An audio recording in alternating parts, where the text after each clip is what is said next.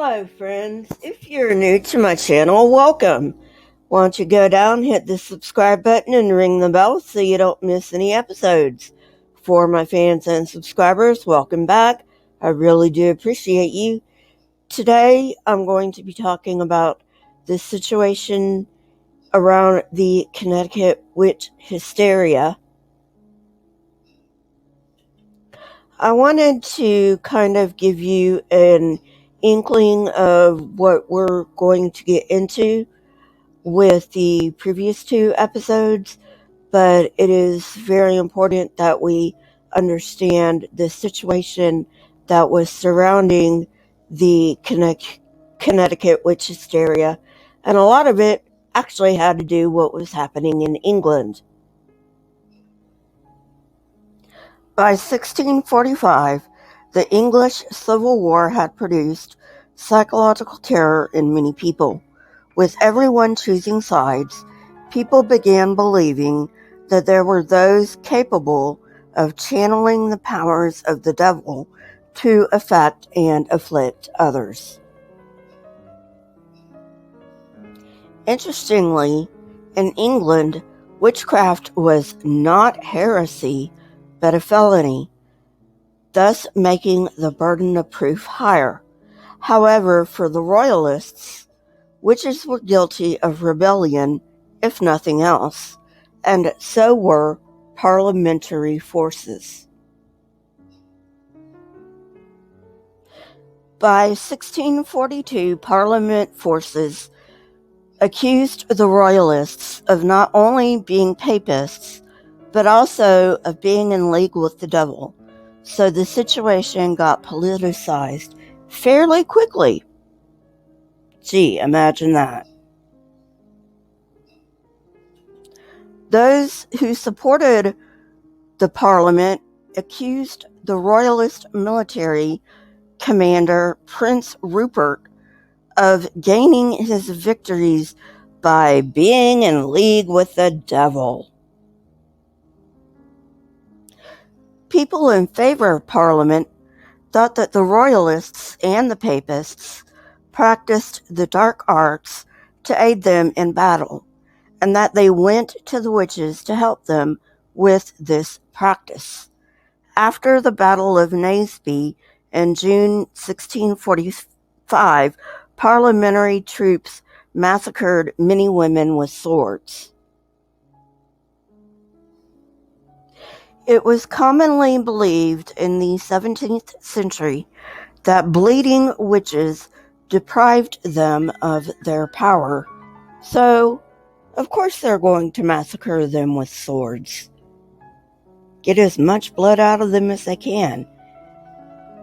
Damn, this was a horrible time to be alive. Matthew Hopkins, who inspired witch hunts in the East Anglian counties from 1645 to 1647, also inspired the first wave of witch hunts in colonial New England.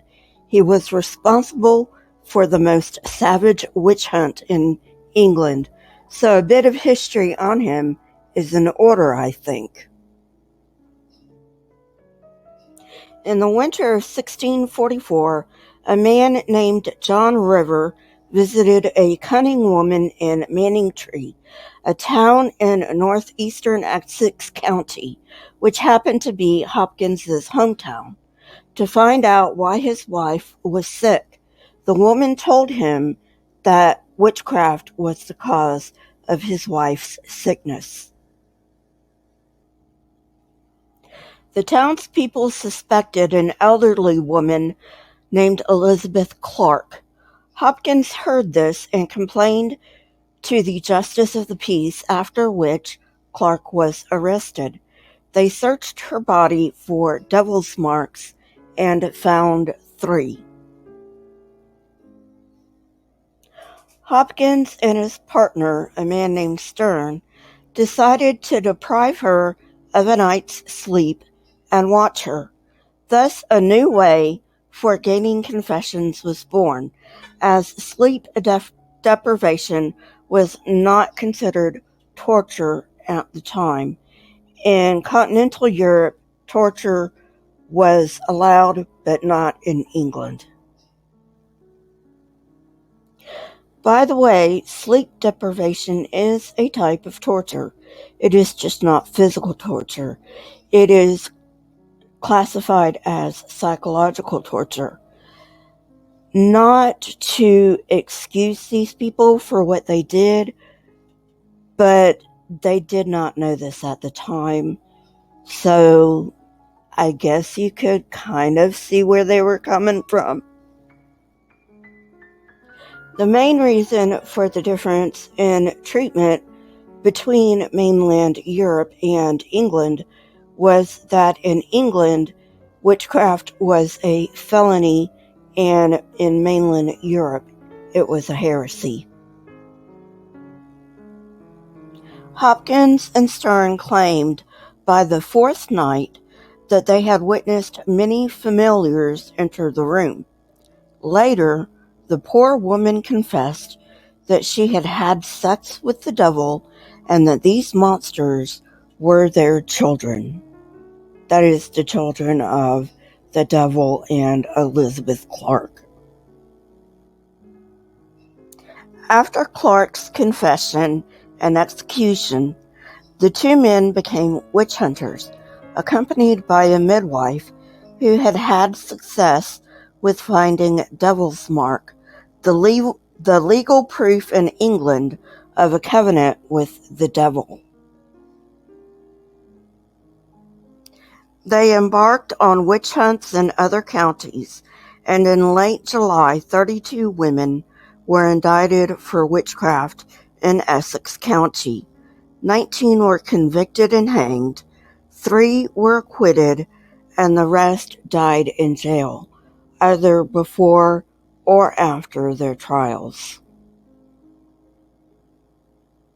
I will cover the English witch trials in more detail later, and I may even have a few more things to say about them later in these specific episodes, but for now, suffice it to say that the panic spread to other counties, where 150 people were accused.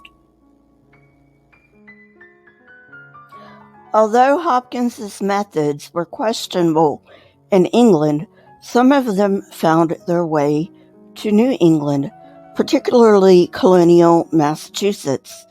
The methods of watching and sleep deprivation found their way into Massachusetts law in 1648.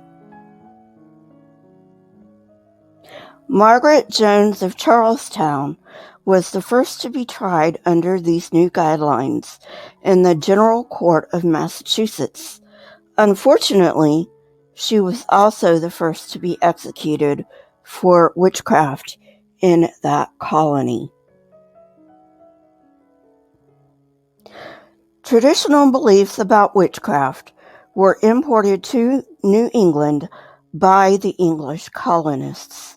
At the beginning of the 17th century, most Englishmen had no doubt that magic and witchcraft existed, as did spirits and demons, and the law only served to confirm this belief. The laws of the newly established American colonies quickly incorporated witchcraft. This reflected Puritan discontent of what they saw as England's tolerance of witchcraft.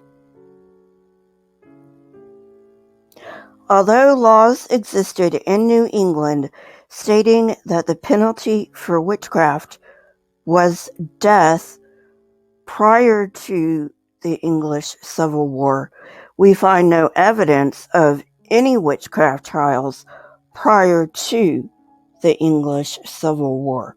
So this seems to have been a turning point in the colonies.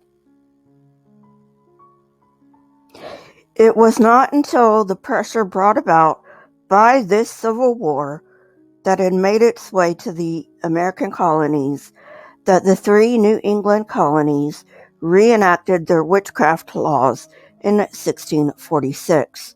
Rhode Island passed a witchcraft law in 1647. To lay all the blame at the Puritans' feet for the witch hysteria in the New World is, at best, oversimplifying things. Laws against witchcraft existed in England because most of the English saw witchcraft as a reality.